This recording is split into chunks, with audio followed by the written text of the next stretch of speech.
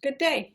Thank you for joining me live. I'm Dr. Stacey Cooper, and we are on Ask Dr. Stacey. This is my live broadcast weekdays at 12:15, 9:15 a.m. Pacific. And you can always see all of the previous episodes on my Facebook page. Just go to Lifestyle Balance Solutions.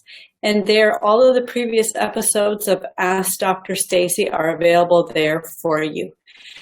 On these episodes, I talk about how to fuel your body better for better body function, nourishing your mind, body, and spirit. It's about balancing all aspects of your life and having your body function better naturally. So that's what I love to share with you. This is a live Q&A, so be sure to type your name in the chat and where you're from so we can see where how far our reach is expanding. And be sure to like and share this program. If you like here, then so would your friends. So don't keep it all to yourself. Be sure to share it with them as well. They would truly appreciate it, and so would I. And also, I am Dr. Stacey Cooper, health and wellness expert at drstaceycooper.com. That's my website. You can find more healthy living tips for free there. I have a 2-part video series that you can just put your name and email address in and receive that for free about eliminating your 5 hidden energy drainers.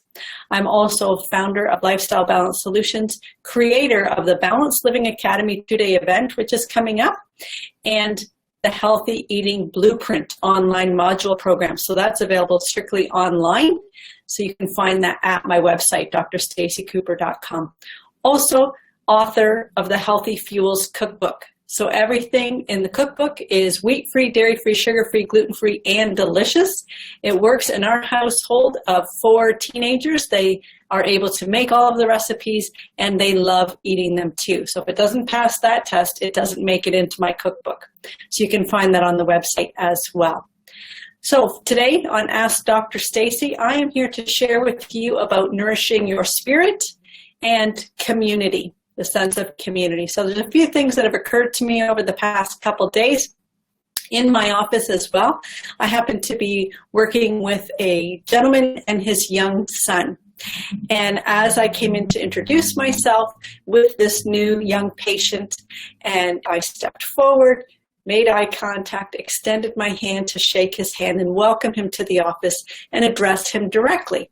Well, as many children these days, he had the iPhone in his hand and he said hi, and he went to shake my hand with his left hand instead, right? So not a direct handshake with the right hand, but an off left-handed handshake. And his dad was like, yo, get rid of that thing. Shake hands properly. So in today's day and age and society, how often are we connecting directly with those around us? How often do you say hello to someone on the street who you may not even know as you walk past? What about your mail delivery person? Do you even meet them? Do you even have one? Or is everything just in a box now and you just retrieve it from there? What about in the grocery store or the corner store or the convenience store? Do you actually have conversations with the people in there, the staff who you may see quite frequently if that's somewhere that you go regularly? Do you actually have a conversation, or do you just make your purchase and head out again? What about in the bank? I've noticed recently in the bank, a particular one that I've started dealing with, and I thought it was just the one particular teller. He happens to be on when I go into the bank on Saturday afternoons. And so we've struck up a rapport, and he actually knows about my horses and things that I'm doing, and I've given him advice in regards to a play that he might want to take his fiance to and things like that. So we're actually building a relationship. And as I went in just last week, he must have been on holidays or off that particular Saturday, and there was a different teller who I interacted with. However, she too took interest in me and what I was doing and made comments and questions about what was going on with me. So what a great way to build community and connection. And I'm sure this is part of their training and their customer relations training, but not every bank and not every store participates in this type of interaction with their customers. So it's not just about customer base and customer satisfaction, it's about a sense of community. We, living in large cities, do not necessarily have that quaint country feel, that small town, everybody knows everybody kind of interaction. And with new people moving into our small towns, as our small towns are expanding, you don't know everybody and their cousin around the corner. So it is important to create a sense of community. We are social beings, and community is very important to our health and well-being. We know that those that live in isolation do not thrive and do not survive. And you even know in the correction facilities, they have solitary confinement as a form of punishment. So being confined and solitary is not healthful for our being. Community is. And so in this day and age where everything is done so much in front of a screen and not interacting directly face-to-face, eye-to-eye, hand-to-hand with that handshake or that embrace with a hug, it is important that we still maintain our physical, present being contact with those that we interact with. And that is part of why we have created the Empowered Women's Circle. There's a number of health and wellness leaders who have come together. I'm just going to jot this down for you where you can connect directly through our Empowered Women's Circle. Everything is free. And it is a true sense of community to nourish your brain, your body, and your spirit. We have free resources that we will share with women to let our lights shine collectively. So I'm just going to enter this URL here for you so that you can take a look as to what we are about and what we are sharing, and you can join us. You can share with friends and have them join us as well.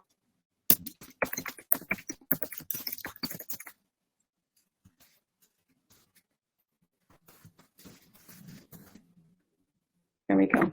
So for our local sister circle, for the Empowered Women's Circle, we are meeting here this Wednesday. And you can just go to that URL. You can register for free. There's a video, brief video that I've created and presented, and some background information. We are here to help lift each other up in support and in community.